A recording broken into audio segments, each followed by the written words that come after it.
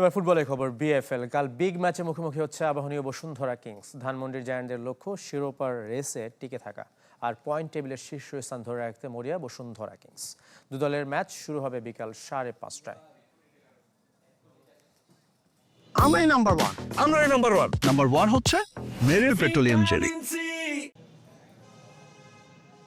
Premier league থেকে নাম বদলে হয়েছে বাংলাদেশ ফুটবল লিগ। তবে আগে পরে ভাগ্য খুব একটা বদলায়নি আবাহনীর। 7 ম্যাচে 2 জয়, 2 হার, 3 ড্র, 9 পয়েন্ট নিয়ে আছে টেবিলের 5-এ। অধারাবাহিক আকাশ নীলদের অন্যতম কারণ টিম কম্বিনেশন আর ইনজুরি। বিগ ম্যাচে বসুন্ধরার মুখোমুখি হওয়ার আগে দুটোই কাটিয়ে উঠেছে সাবেক চ্যাম্পিয়নরা। শিরোপার রেসে টিকে থাকতে কিংসকে হারানো কতটা জরুরি তা ভালোই জানা ধানমন্ডির জায়ান্টদের। না, অ্যাকচুয়ালি আবাহনী যখন খেলে তখন চ্যাম্পিয়ন হওয়ার জন্যই খেলে এবং আমাদের সিজনের প্রিপারেশন সেরকমই ছিল। মাঝখানে কিছু প্লেয়ারের ক্রাইসিস এবং ইনজুরির জন্য আমরা সেটা আমাদের ধারাবাহিকতা ঠিক নাই।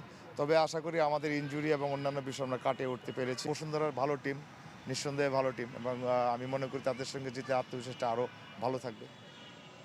বিগ ম্যাচে জয় চায় বসুন্ধরাও। আবাহনীর কাছে হারলে আর অপর ম্যাচে ফর্টিস জিতলে শীর্ষস্থান হাতছাড়া হবে কিংসের।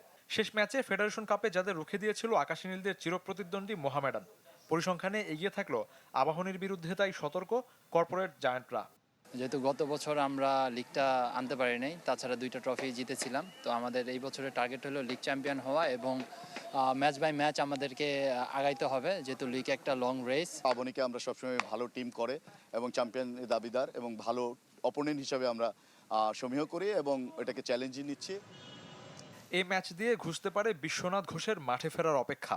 ইনজুরি কাটিয়ে 15 মাস পর fit Kings defender. Shafiuddin Shaon, channel 24, Dhaka.